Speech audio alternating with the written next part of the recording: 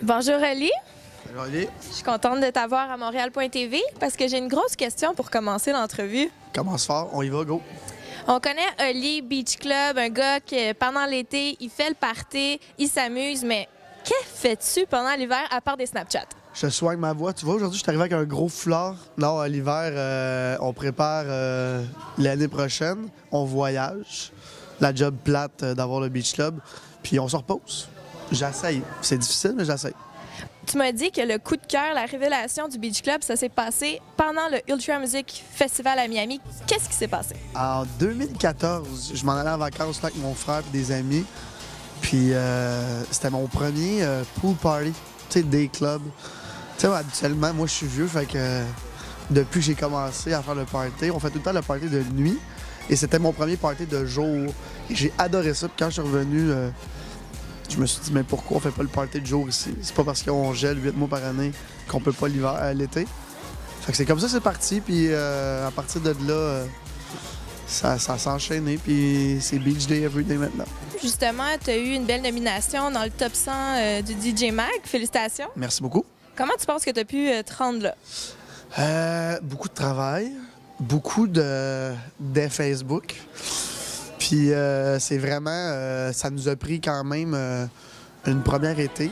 Le Beach Club, ça fait 21 ans que ça existe. Il n'avait jamais été classé dans le top 100. Puis la première été, c'était vraiment important pour moi.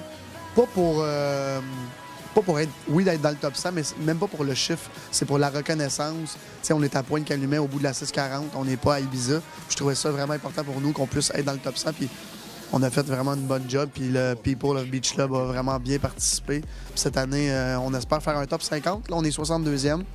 Puis après seulement 3 mois, fait que j'espère que ça va être cool. En parlant de DJ, on veut des noms qui va avoir l'été prochain au Beach Club. Plein de DJ.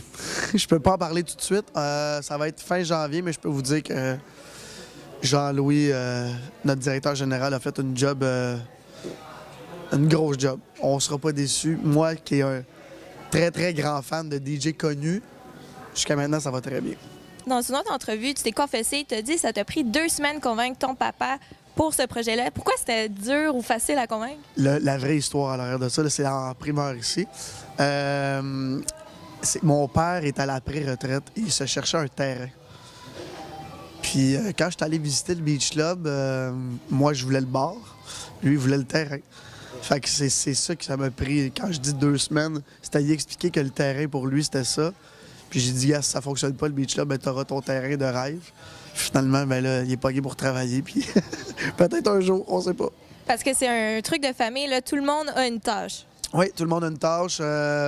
Puis on s'entend super bien, moi, mon frère, mon père. Puis c'est sûr qu'il y a des petites chicanes des fois, là. Tu sais, père et fils et frères. Mais non, ça va super bien. Moi, je suis le visage, puis eux, c'est plus le réalisme de la chose. Je suis le rêveur, puis eux autres, ils me disent comme « OK, c'est beau, c'est assez. » Puis tu dis que tu es le visage, on voit que tu es très présent sur Facebook, Instagram, Snapchat. Est-ce que c'est une addiction? C'est une addiction pour le travail, oui, parce que c'est important. Puis au début, tu sais, même quand j'avais pas le Beach Club, j'ai tout le temps aimé ça. J'aime d'être proche, tu sais, des médias sociaux. Puis quand j'ai eu la chance, ben j'ai sauté dedans, puis ça a bien marché. Puis je pense que le monde aime ça. Mais là, nous, on veut savoir, c'est quoi le secret pour être Insta-famous? Le secret, s'acheter un Beach Club, ça l'aide, premièrement. Puis le secret, pour le vrai, là, c'est de montrer du contenu que... Pas du contenu inédit, mais du contenu que le monde sont intéressés. Puis tu sais, au Québec, le fame avec les stars, c'est plus rare parce qu'ici, le star system n'existe pas vraiment. Fait qu'on a créé ça, puis je pense que le monde a vraiment aimé ça. Puis depuis ce temps-là, je croise du monde qui jouent à la TV puis tout ça, puis ils me disent... On dirait que depuis que tu as rendu les médias sociaux accessibles aux vedettes, on se fait accrocher sur le bord de la rue, puis on dirait que la photo est encore plus importante. Fait que je pense que le star system qu'on n'avait pas ici, c'est un petit peu ça qui est important, là.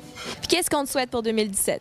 C'est plate, mais de la belle température. On est dépendant à 100% de ça. Fait que même si on a les plus gros artistes, s'il pleut, c'est plus difficile, là. Cool. Ben merci, BJ Everyday. Merci beaucoup.